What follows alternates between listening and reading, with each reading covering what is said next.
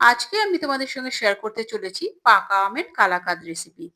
এই রেসিপিটি বানানো যতটাই সহজ ততটাই কিন্তু সুস্বাদু এবং মাত্র ৩টি ঘরোয়া উপকরণ দিয়ে তোমরা কিন্তু বানিয়ে নিতে পারবে।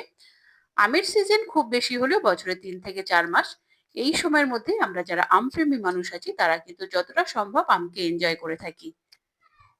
হ্যালো এভরিওয়ান, আশা করছি তোমরা সবাই খুব ভালো আছো, সুস্থ আছো, নিজেদের খেয়াল রাখছো। বাই দ্য ওয়ে, আমি দীপালি। তোমরা দেখছো তোমাদের চ্যানেল মায়ের আদরের রান্না। তাহলে চলো শুরু করা যাক। তো দেখো, এর জন্য আমি নিয়ে নিয়েছি দুটো হিমসাগর আম, বড় সাইজের। তোমরা যে কোনো আম নিতে পারো, তবে চেষ্টা করবে সেই আমটি যেন মিষ্টি হয় এবং খুব ভালো পাকা হয়। তো প্রথমেই আমগুলোর বোটার দিকটা আমি কিন্তু কেটে বাদ দিয়ে দিচ্ছি এবং আমের সাইডগুলো আমি কেটে নিচ্ছি।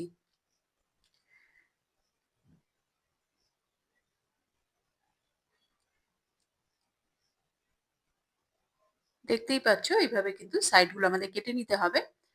তোমরা রেসিপিটি দেখতে দেখতে চ্যানেলে যারা নতুন এসছো তারা চ্যানেলটিকে সাবস্ক্রাইব করে বেল আইকনটি প্রেস করে রাখো, যেন পরবর্তী নোটিফিকেশন সবার আগে তোমার কাছে পৌঁছায়। দেখতেই পাচ্ছ আমাদের কিন্তু দুটো আম কাটা হয়ে গেছে সাইডগুলো। এবার কিন্তু একটি চামচের সাহায্যে আমের যে শাঁসটা আছে সেটা কিন্তু আমি বার করে নিচ্ছি। একটু হালকা প্রেস করলেই কিন্তু শাঁসটা বেরিয়ে আসবে, যেহেতু পাকা আম। তো এইভাবেই কিন্তু সমস্ত পাল্পটা কিন্তু আমাদের বার করে নিতে হবে, আমের শাঁসটা। তোমরা কিন্তু রেসিপিটি অবশ্যই ট্রাই করো। ট্রাই করে আমাকে কমেন্ট করে জানাবে তোমাদের কেমন লাগলো। রেসিপিটি কিন্তু বাচ্চা থেকে বড় সবারই কিন্তু ভীষণই ভালো লাগবে, এটুকু কথা আমি দিতেই পারি। তো দেখো, আমাদের সমস্ত সাইডগুলোই কিন্তু শাঁসটা বার করা হয়ে গেছে। এবার আটির খোলাটা ছাড়িয়ে আমি কিন্তু হাতের সাহায্যে প্রেস করে করে শাঁসটা বার করে নিয়েছি এবং সেটাকে মিক্সিতে আমি ভালো করে পেস্ট করে নিয়েছি। দেখতেই পাচ্ছ, একদম স্মুথ পেস্ট। এবার আমি এটাকে একটা ছাঁকনির মধ্যে ঢেলে ছেঁকে নিচ্ছি। যদি আমের কোনো আঁশ থেকে যায় তো সেটাই কিন্তু এই ছাঁকার ফলে কিন্তু আটকে যাবে। দেখতেই পাচ্ছ, এতে কিন্তু কালাকাঁদটা খুব ভালো তৈরি হবে। খাওয়ার সময় ওরকম মুখে আঁশ পড়লে কিন্তু একদমই ভালো লাগবে না। তো সেই জন্যই ছেঁকে নেওয়া। তো খুব বেশি শাঁস কিন্তু আমাদের আঁশ কিন্তু ছিল না, অল্পই ছিল। তো দেখো, আমি আমের পাল্পটাকে আলাদা রেখে এবার কিন্তু আমি নিয়ে নিয়েছি এখানে ছানা। আমি কিন্তু ১.৫ লিটার দুধের ছানা এখানে নিয়ে নিয়েছি। তো হাতের সাহায্যে ভালো করে আমি একটু মেখে নিচ্ছি ছানাটাকে। দেখো, স্মুথ করে আমাদের নিতে হবে। এবার ওই ছানাটা আমি দিয়ে দিলাম আমের পাল্পের মধ্যে এবং ভালো করে আমের পাল্পের সঙ্গে মিশিয়ে নিচ্ছি। আমি কিন্তু ছানাটা আগেই বানিয়ে রেখেছিলাম। তোমরা চাইলে দোকান থেকে কিনেও ছানা কিনেও ব্যবহার করতে পারো। তো চেষ্টা করবে ফ্রেশ ছানাই ব্যবহার করার। তো দেখো, আমাদের কিন্তু আমের পাল্পের সঙ্গে ছানাটা মেশানো হয়ে গেছে। এটাকে সাইডে রেখে আমি কিন্তু একটা গ্যাসে ফ্রাই প্যান বসিয়ে তাতে সামান্য জল দিয়ে আমি এখানে দিয়ে দিচ্ছি 1/2 লিটার ফুল ফ্যাট দুধ। তোমরা চেষ্টা করবে ফুল ফ্যাট দুধ নেওয়ার।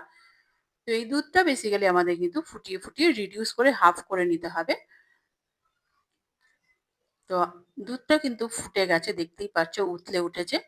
এবং ধারে যে দুধের সরটা জমে থাকে, এইভাবে স্প্যাচুলার সাহায্যে কিন্তু সরটাকে একদম দুধের সঙ্গে মিশিয়ে দিতে হবে। এটা কিন্তু একদমই জমতে দেওয়া যাবে না, তাহলে কিন্তু কালাকাঁদটা ভীষণই টেস্টি হবে। এবং এই দুধের মধ্যে আমি দিয়ে দিলাম 1/4 কাপ চিনি। তো মিষ্টিটা তোমরা তোমাদের টেস্ট অ্যাকর্ডিং ব্যবহার করতে পারো। এটাও ডিপেন্ড করছে আম কতটা মিষ্টি, সেই অনুযায়ী কিন্তু চিনিটা ব্যবহার করতে হবে। আমার আম যেহেতু ভীষণই মিষ্টি ছিল, তো সেই জন্য আমি 1/4 কাপ চিনি ব্যবহার করলাম। তোমরা চাইলে আরেকটু বেশি কম কিন্তু করতে পারো।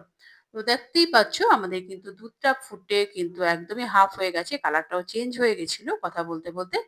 তো এর মধ্যে আমি অ্যাড করে দিলাম এবারে ছানা এবং আমের পাল্পের যে মিশ্রণটা আমরা রেডি করে রেখেছিলাম, তো সেটাই আমি দিয়ে দিলাম।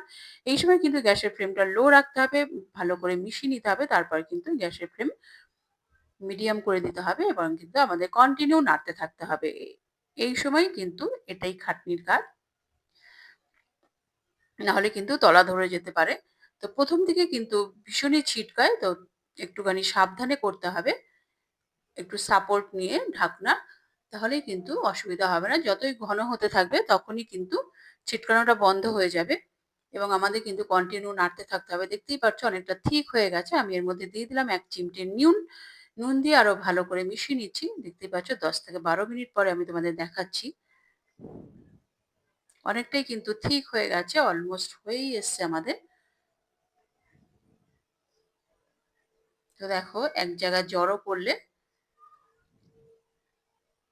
কিন্তু আর ছড়িয়ে যাচ্ছে না। এক জায়গাতেই থেকে যাচ্ছে। আমাদের কিন্তু হয়েই গেছে আমাদের কালাকাঁদের বেসটা। তো এরপর আমি একটি থালাতে ঘি ব্রাশ করে নিয়েছি। তোমরা চাইলে তেলও ব্রাশ করে নিতে পারো এবং থালাতে আমি এটাকে মিশ্রণটা ট্রান্সফার করে দিচ্ছি এবং স্প্যাচুলার সাহায্যে চেপে, চেপে ভালো করে সেট করে দিচ্ছি।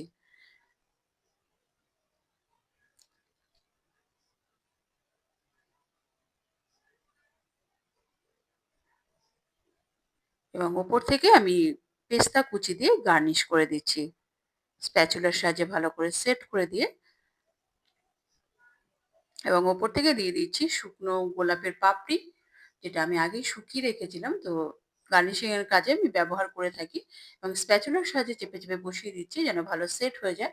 এরপর কিন্তু আমাদের রুম টেম্পারেচারে আমাদের কিন্তু ঠান্ডা করে নিতে হবে। তারপরেই কিন্তু আমি কাটিং করছি। তোমরা তোমাদের পছন্দ মতো শেপ অনুযায়ী কেটে নিতেই পারো। আমি এখানে স্কোয়ার শেপে কাটছি। যেহেতু কালাকাঁদ, কালাকাঁদ কিন্তু স্কোয়ার শেপেরই হয়। আবার তোমরা যদি চাও একটু অন্য শেপের করবে তো সেটাও কিন্তু করে নিতে পারো। তো সাইড গুলো আমি কেটে দিয়ে এবার কিন্তু প্রপার শেপটা করে নিচ্ছি। তোমরা কিন্তু রেসিপিটি অবশ্যই ট্রাই করো এবং তোমার বন্ধু-বান্ধব, আত্মীয়-পরিজন, পরিচিত সবার সঙ্গে কিন্তু শেয়ার করো।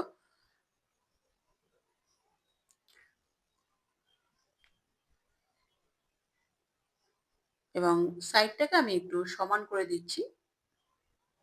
এতে দেখতেও ভালো লাগে। তো দেখো আমি তোমাদের কেটেও দেখাচ্ছি এবারে তুলে। কতটা লোভনীয় হয়েছে, কতটা টেম্পটিং এবং আমি এটাকে সার্ভ করে দিলাম। রেসিপিটি ভালো লাগলে লাইক করে দিও এবং তোমার প্রিয়জনদের সঙ্গে প্রচুর, প্রচুর, প্রচুর শেয়ার করো এবং আরো এই ধরনের নিত্য নতুন রেসিপি দেখার জন্য চ্যানেলটির সঙ্গে জুড়ে থাকো। চ্যানেলে যারা নতুন এসেছো তারা চ্যানেলটিকে সাবস্ক্রাইব করে বেল আইকনটি প্রেস করে রাখো যেন পরবর্তী নোটিফিকেশন সবার আগে তোমার কাছে পৌঁছায়। আমি একটু ভেঙেও দেখাচ্ছি। দেখো কতটা নরম এবং তুলতুলে, মুখে দিলেই কিন্তু একদম মিলিয়ে যাবে। মিষ্টির দোকান থেকে আর কিন্তু তোমাদের মিষ্টি কিনে খেতে হবে না। এইভাবে এই ধরনের কালাকাঁদ বা অন্য কিছু এই মিষ্টি পেলে কিন্তু সবাই এটাই চাইবে। পরবর্তী এপিসোডে দেখা হবে। নমস্কার।